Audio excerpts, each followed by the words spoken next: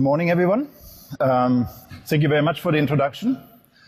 I'm glad so many turned up after yesterday's parties. It's very early, I've noticed myself. So I'm going to talk about a comparative forensic analysis of the WinVote voting machine. And I brought you one copy of this thing, which was given to me by an unnamed source maybe 2 years ago. And I kind of became slightly, I had like 5 minutes of fame because I hacked this machine last year at DEF CON. And I also would like to do some advertisement because we have a voting village again at DEF CON this year. So if you want to play around and hack those machines, you're more than invited. Okay, so let's get started. So the first thing I'd like to say is actually, I would like to kind of take a little bit of a helicopter view on elections. And the Declaration for Human Rights in Article 21.3 actually states that a genuine and credible election is a human right. And it says literally, the will of the people shall be on the basis of authority of government. Okay, that's good. This will shall be expressed in periodic and genuine elections, which shall be by universal and equal suffrage and shall be held by secret or equivalent voting procedures. The part with the equivalent voting procedures was added because in Switzerland, there are actually some people who still vote by raising their hand on a marketplace that cannot be called really secret. So that's called equivalent free voting procedure. Okay, so let's just kind of think about what role does technology in all of this play. When you add technology to the voting process, you clearly increase its attack surface, right? And there are two big problems with this. The one problem is what we always do at Black Hat and DEF CON.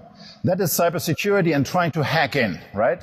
So when you have a vulnerability in your system, people might actually use it to exploit it and try to hack it, change votes on the machines. That's a real threat. But the other threat is equally important and equally dangerous. And this is the threat of an alleged cyber attack, where people claim that there was a cyber attack when there actually wasn't one. And so what I have done in my talk, or in this presentation, what I will be doing is actually look at this machine, and we're going to kind of hack it a little bit, and we did a little bit of forensics on it, and then I'll tell you what we found about it. But the main conclusion actually of this talk will be that, if somebody claims this machine was hacked, you actually do not have a good mechanism to say, like, hold on, that's not true, it wasn't hacked. So let's look at the United States and the use of technology in the United States for the 2018 midterm election, which is just around the corner. You see that many states actually use some form of technology, and I think the most well-known technology, these are optical scan machines, where you kind of fill out your ballot with a little oval and you put it into a machine that scans it and interprets it. Or there are DRE machines, just like this one. And just to kind of make really 100% clear, this one is decommissioned. I have never committed any felony, although there's a little sticker on the back that says it's a class 5 felony to tamper with this machine. Okay, so let's look at the WinVote voting machine a little bit more closely. The WinVote voting machine, for those who can't see it, is just a normal voting machine. Okay, they're going to pan maybe the camera. We want to take pictures of it. Be welcome after the presentation. It has a little ballot printer here, but this printer is not used for every voter to print out what the voter voted. It is actually only used 2 times in an election. At the very beginning, where printout comes out and all of the tallies are 0, hopefully. And at the end of polling day, when the printout should say what the result was of all of the votes collected on this machine. So let's go back to the slides. So a few facts about this voting machine. The voting machine was used pervasively in Virginia. It is exactly this model and 4,000 like it. It's about 4,000 polling places, 4,000 units I think were used, but this is just a guesstimate. It could have been much, much more. And for my forensic study, I had access to this machine, but there's very little to go on. And if you look for irregularities on election machines, You know, it's like looking for a needle in a haystack, except that you don't know exactly what a needle looks like, and you only have like partial access to the haystack. So I asked some of my friends, because the source where I got this machine from, the source actually gave away other machines. So I asked those people, hey, can I please get access to your machine? Or maybe can you give me an image, a forensic image of the hard drive so that I can forensically analyze them? And these machines actually have two disks in them. There's a small disk, and these are SSD disks. Keep in mind that this machine was built in 2003, 2004, 2002, plus minus, not sure exactly when.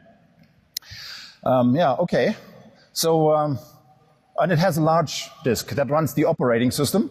And here on the right, on the left of the slide, on my right, you can see a capture of the original thing, which it says Microsoft Windows XP embedded version 2002. And unfortunately, they did not install any security updates on these machines. That means the machines are vulnerable to all kinds of attacks and vulnerabilities that were collected since 2003. Okay, so that's not very good.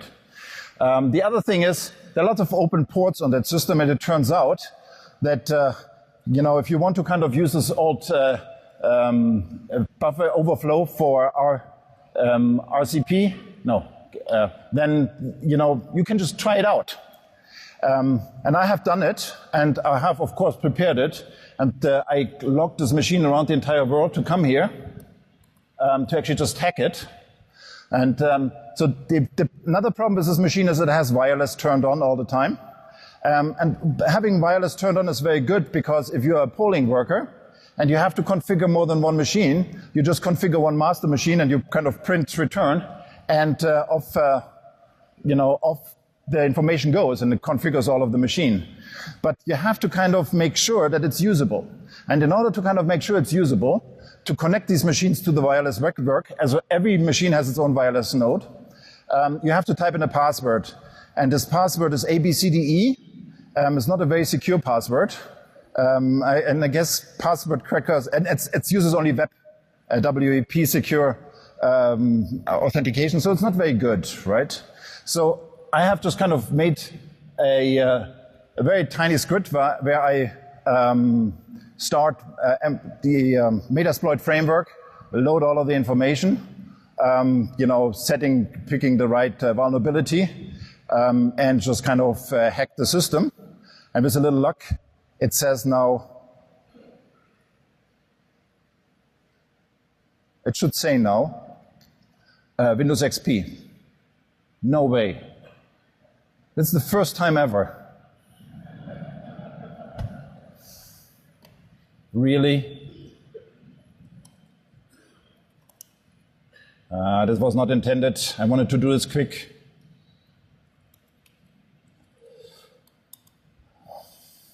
Okay.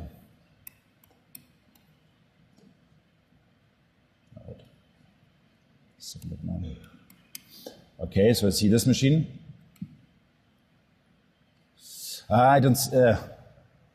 Okay, so this is the IP address of the voting machine, and I don't know why it doesn't work. Okay. I'm sorry, I have to take this offline because I just don't have enough time to kind of debug it now. We have to probably restart the machine. Really embarrassing. I wanted to kind of really say like, oh my goodness, is that it? Yeah, that would have been it. Okay.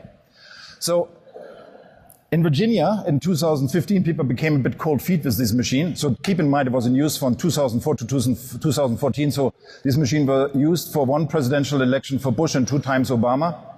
And they kind of commissioned some report from the Virginia Information Technology Agency, and they kind of said like, it's a piece of crap.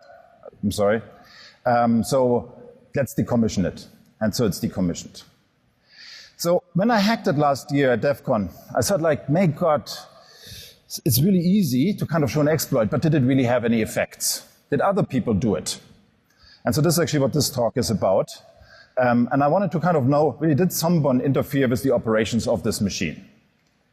So the first thing you do is you kind of try to boot up Kali and try to see like, what can you get? It's more difficult than it actually appeared. So at the end, it was much easier to kind of just rip out the drives and make forensic images. And that's exactly what I've done. So I've collected the forensic images of all of these 8 machines, and I used autopsy It's a basic forensic tool to kind of study what I find. Now, some people might say, like, autopsy is like, this is just, the general, you can do it all. But anyway, so if you can't, I'm not sure exactly what kind of needle in the haystack I'm looking for. So this is actually a very, very good tool to show you that, there is some irregularities, but we don't actually know exactly where they come from and what the explanations is. And by the way, the irregularities I'm showing you here that I've identified, I have no idea, where they come from. And I didn't go any deeper. So I think, one should really go the next level if you really want to know if that was something bad or if it's just something that happened accidentally. So these machines were decommissioned 2014-15. So we don't actually have any memory access. We can't study and forensically do the memory. There's just nothing there.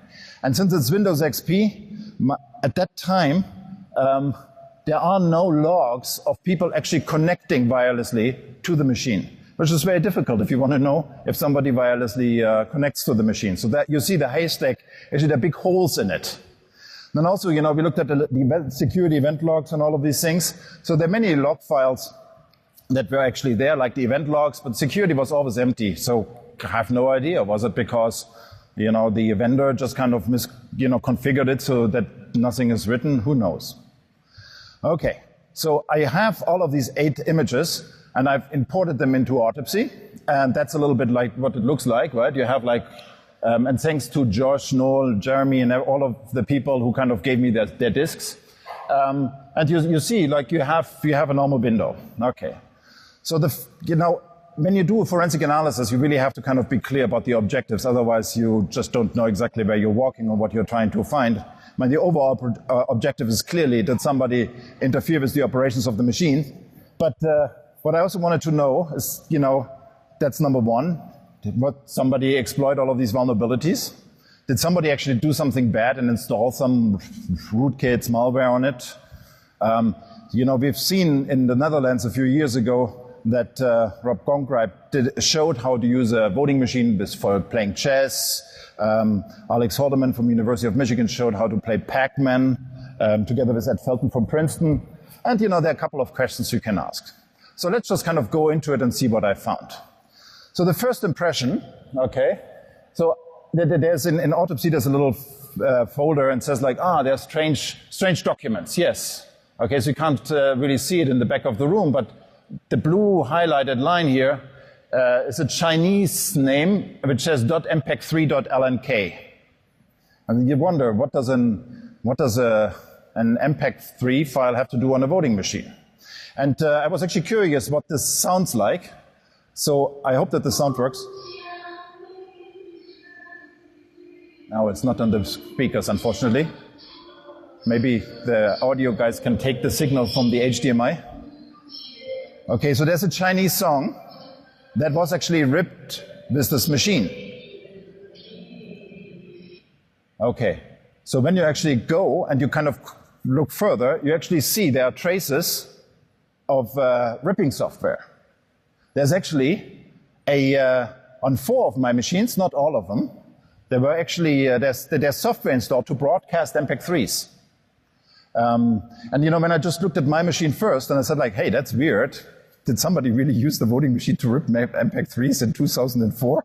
That's really bizarre. And then broadcast it to the internet? That's even more weird. But once you do the comparative analysis, you actually see that somebody must have done this before they actually kind of finished the image, which they then copied on the drives that they then put into the voting machines. But still, it's kind of strange that there are MPEG-3 files like this on the voting machine. Then I went a bit more seriously and I looked at the concrete days of elections, okay? So here's the presidential election where Obama was elected November 6, 2012. And that's a little bit what you see when you kind of go into the timeline.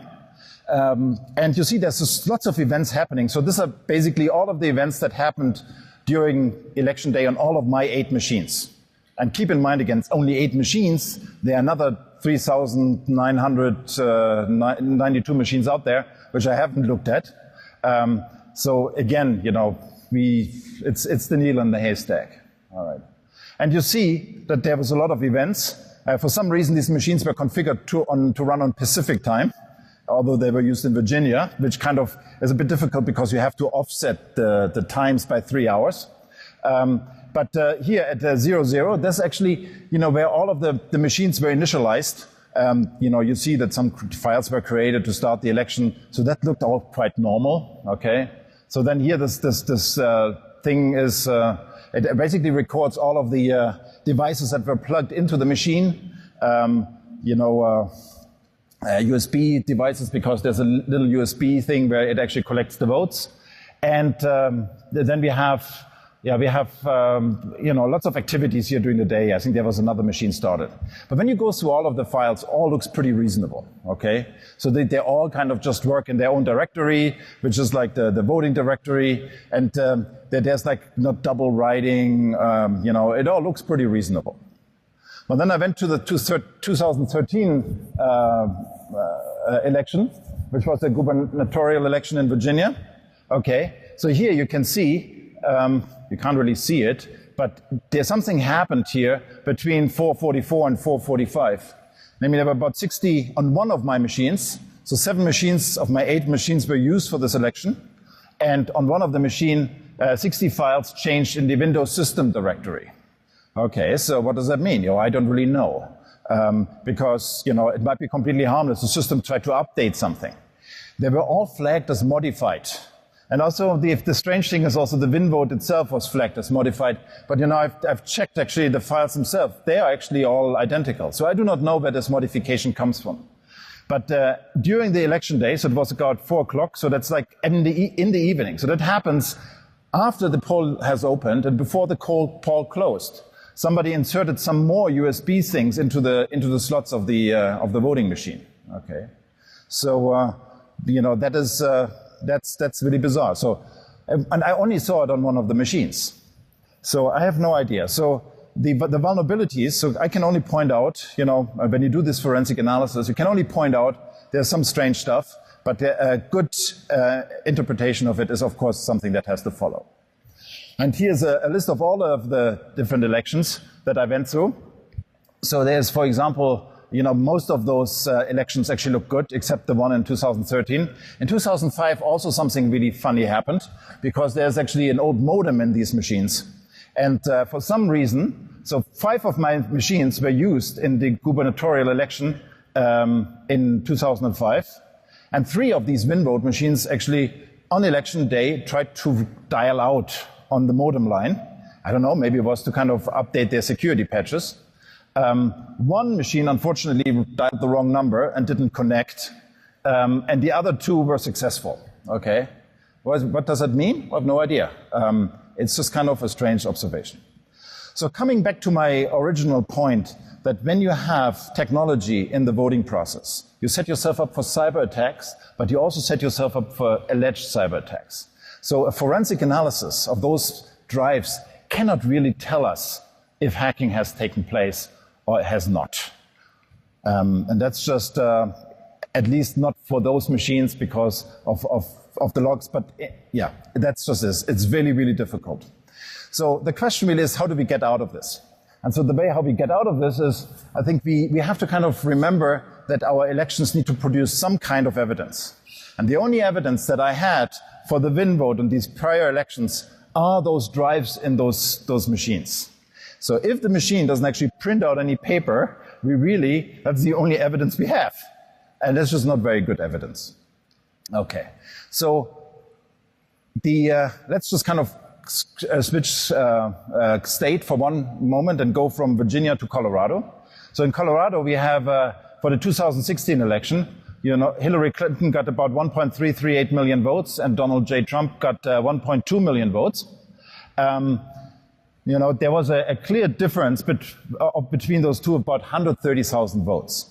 Okay, so if these machines were not used in that election, these machines were decommissioned 2014, they were not used at all in the 2016 election. But let's think about evidence, right? So if a machine like this were actually to be used, then we don't actually have any way to kind of check, for is that a margin okay or not.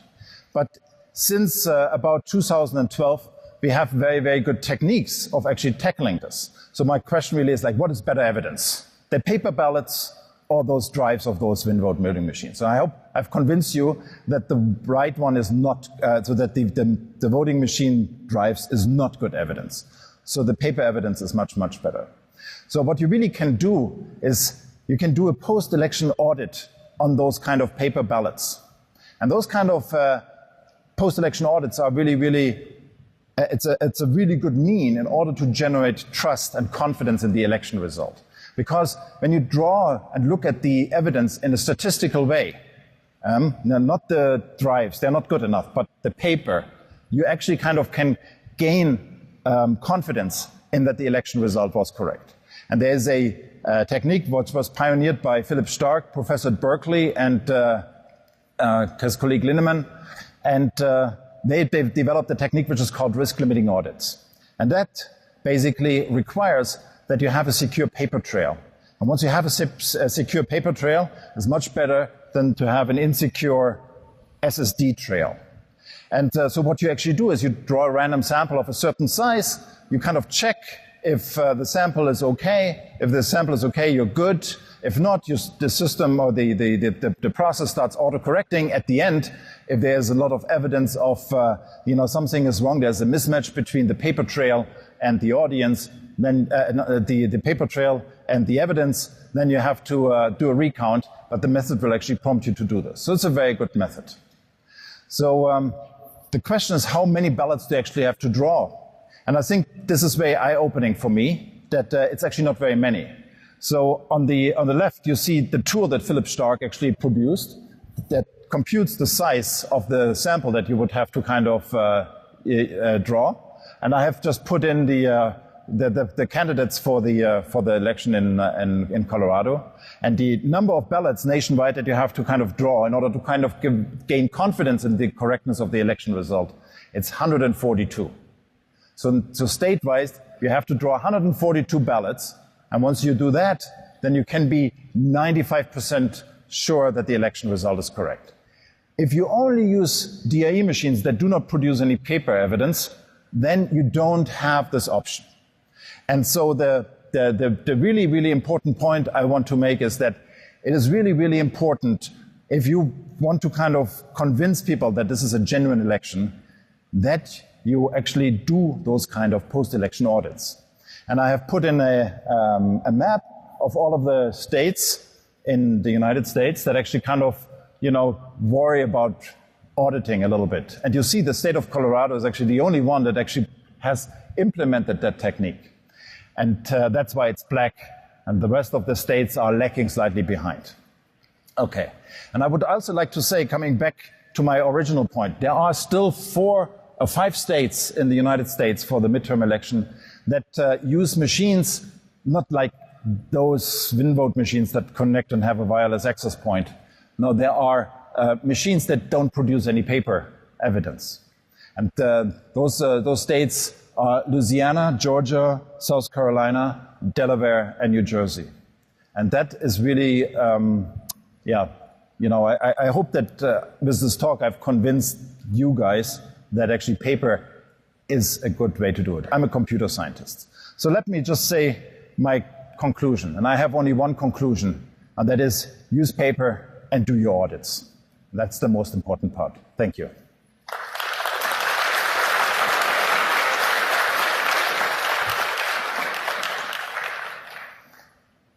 Do you have questions? Yes? Is the paper verified with the vote themselves saying, yes, that's how I voted? Yes, the paper needs to be verified by the voter. It needs to be voter verified. And so there's right now in West Virginia, I'm not sure if you have read this, but West Virginia is trying to kind of pilot a system for mobile phone voting. And they claim that also produces paper, but people, wherever they are, type something on their phone and then it prints something out. That is not the paper that you want. You want exactly what you said. You want to have it voter verified. It needs to kind of reflect the intent of the voter, and the voter has to kind of agree to this.